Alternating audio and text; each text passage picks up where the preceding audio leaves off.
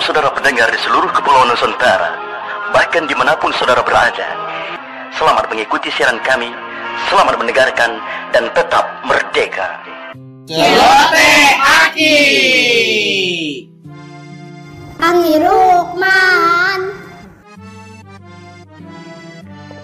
Inilah Aki Rukman.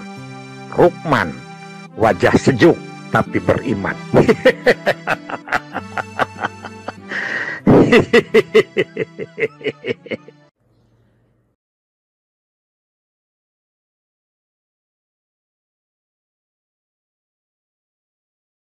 Bagaimana dengan peran TPK?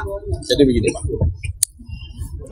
jelasnya bahwa peran serta kita sebagai tenaga, baik kita tenaga ASN yang selaku pihak kecamatan Pak ya, Forkopimjam, atau tenaga kesehatan, itu harus bisa, yang langkah pertama harus merangkul masyarakat dahulu. Harusnya bagaimana upaya kita. Jangan dirangkul istrinya aja ya. Celaka nanti camat di demo.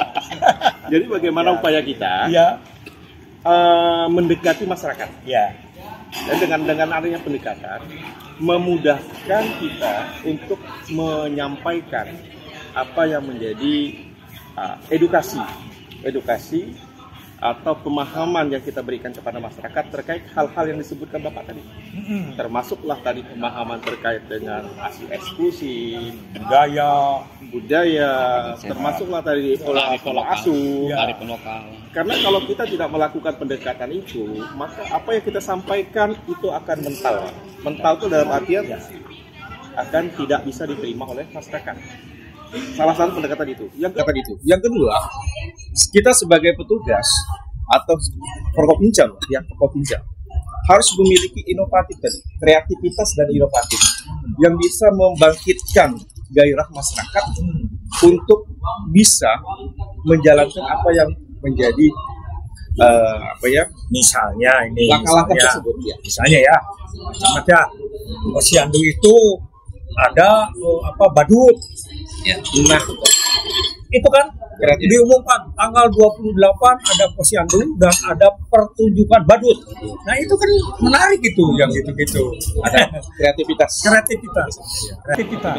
Atau door prize Pak.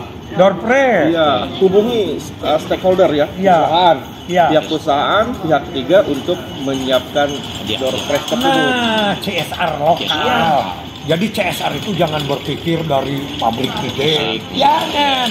Di situ ada bandar singkong, di situ ada tukang gehu lah, apalagi itu yang ada. Bos ikan. Di kecamatan kami itu tuh pernah waktu Posyandu, jadi kita itu lebih aktif petugasnya itu jemput bola yang tidak datang ke Posyandu.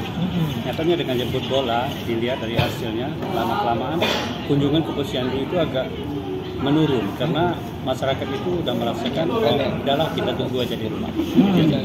Jadi itu beberapa minggu yang kemarin kami adakan aksi bergizi yang ini yang semua dari stakeholder yang ada dari PKK kami turunkan untuk anak-anak usia ini remaja.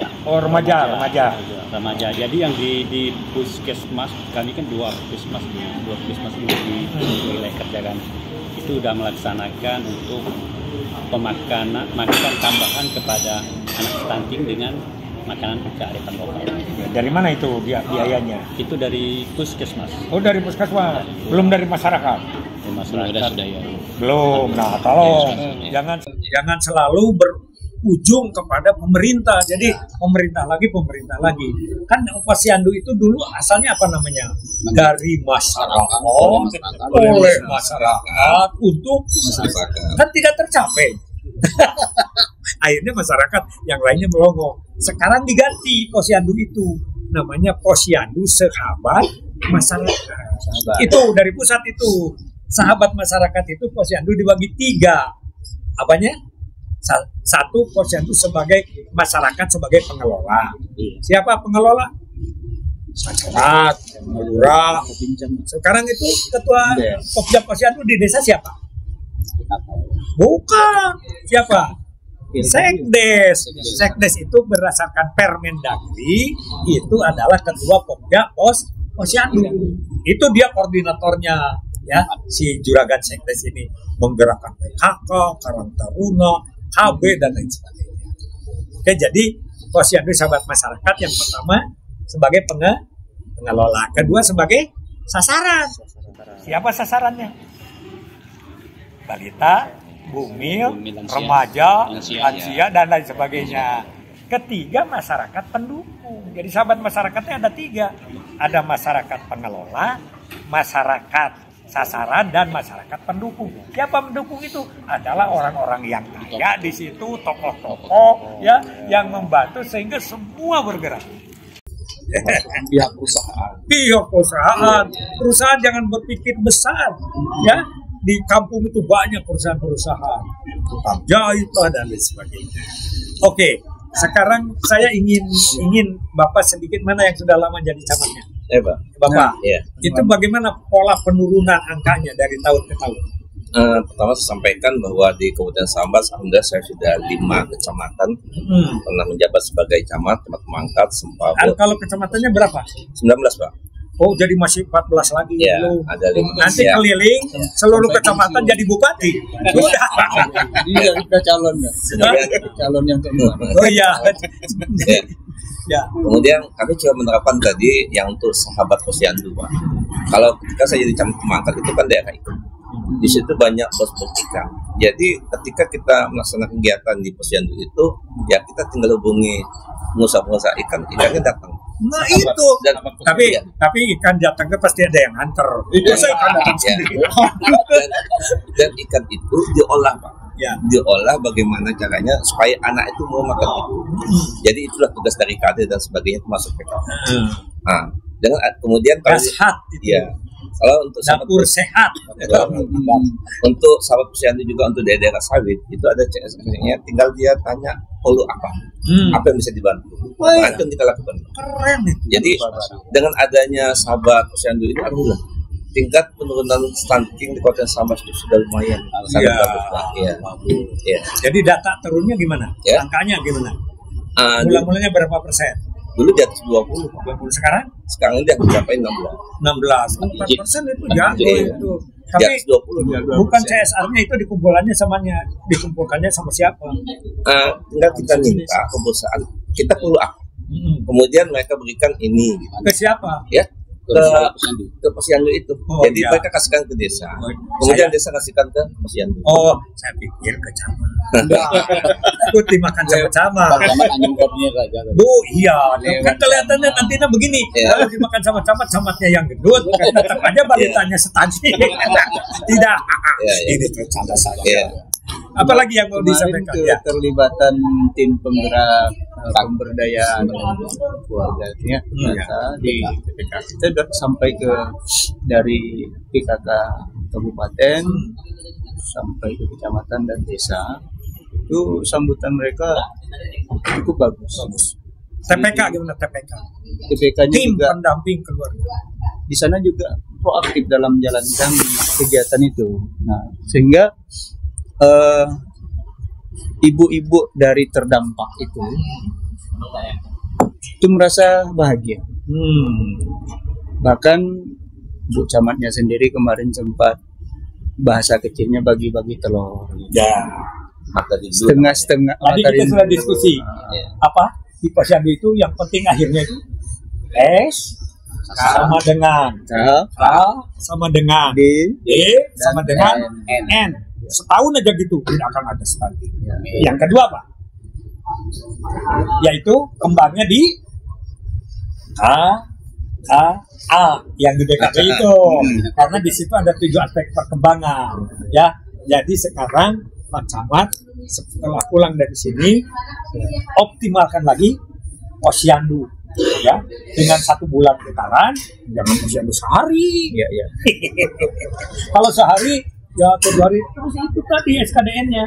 Jangan sampai 75%. Kalau 75% Pak Dedi, yang 25% itulah yang stunting. Yang tidak terpantau oleh teman. Oke, Mangga masih ada Dugi sampaikan. Ada pesan sedikit. So, siap. Pesan saya dari Kepala Seksi Pemberdayaan Masyarakat dalam proses asistensi dalam verifikasi di APBDes itu ada anggaran dana desa. Di dalam RMAK itu ada 3 yang menjadi program prioritas nasional. Itu ketahanan pangan, stunting, dan kemiskinan ekstrim. BLT. Nah, Perbuk dalam peraturan Bupati nomor 81 tahun 2023 itu di menu anggaran itu sangat banyak sekali giat-giat stunting yang disampaikan untuk dianggarkan menggunakan dana desa. Nah, jadi pesan saya kepada para camat, mungkin mohon lebih membantu Kepala Seksi Pemberdayaan Masyarakat sebagai Ketua Tim Verifikasi dan Evaluasi untuk bisa memilah-milah menu anggaran yang bisa kita masukkan di dalam prioritas yang menjadi prioritas dalam stunting. Itu harus itu. Bahwa kita itu dulu punya anggaran itu kan dari atas gitu. Ya. Nah sekarang stunting itu kan dibagi-bagi. Di BKKBN itu ada anggaran penggerakan itu dalam pertemuan, walkmin gitu kayak TPK kayak gitu. Ya. Di kesehatan pengobatan ya, dan untuk makanan-makanan itu lebih gede di sosial. Ya, ada PKH. PKH itu sudah naik. Ibu balita dengan ibu hamil itu dari 2,4 juta sampai sekarang 3 juta setahun. Itu sudah naik. Oke? Ya. Sekarang Pak ada rencana itu kampung berkualitas. Kampung KB. Iya. Keluarga berkualitas. Rencana. Kami di kecamatan kami itu dari 8 desa itu baru 3 yang ada yang sudah di kecamatan KB. Iya. Jadi kemarin ada kepala dinas sosial itu dengan penyuluhan dan diskusi mereka itu dengan saya ternyata perjalanan kampung KB ini sebetulnya sangat lebar sekali. Kalau ini kita kerjakan di desa tidak ada kata-kata tapi nggak ada. Sebab di situ pemberdayaan kearifan lokal atau industri. Iya. Jadi kan untuk perekonomian masyarakat serta di situ pun ada tentang perilaku hidup sehat. KBS.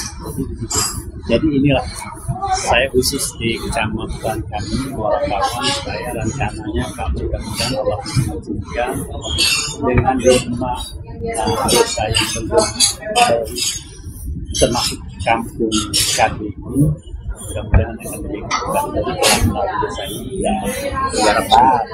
Kampung KB itu berdasarkan Impres nomor 3 tahun 2022. Disebut berkualitas itu adalah keluarga. Nah, indikatornya itu ada 9.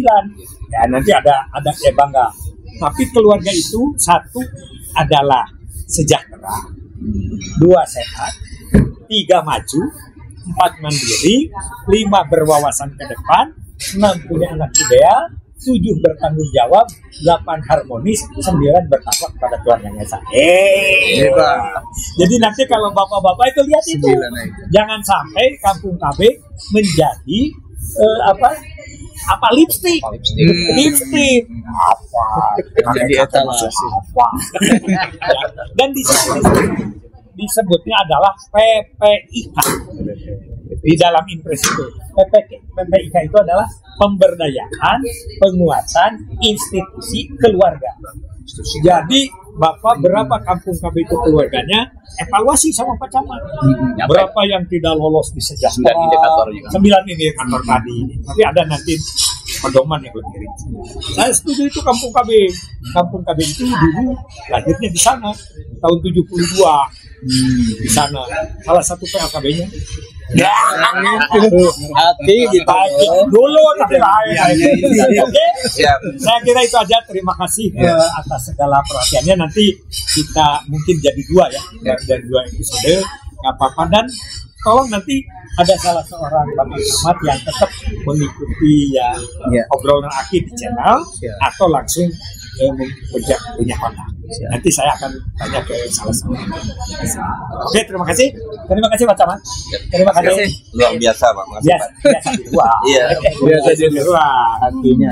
Demikianlah kawan-kawan sekalian. Inilah profil dari camat-camat yang mewakili se-Kalimantan Barat. 6 ini kalau polibal ini jadi kesatuan. Wassalamualaikum warahmatullahi wabarakatuh. Waalaikumsalam warahmatullahi wabarakatuh. Selamat malam saudara pendengar di seluruh kepulauan Nusantara, bahkan dimanapun saudara berada. Selamat mengikuti siaran kami, selamat mendengarkan, dan tetap merdeka. Celote Aki. Angi Rukman. Inilah Aki Rukman. Rukman, wajah sejuk tapi beriman.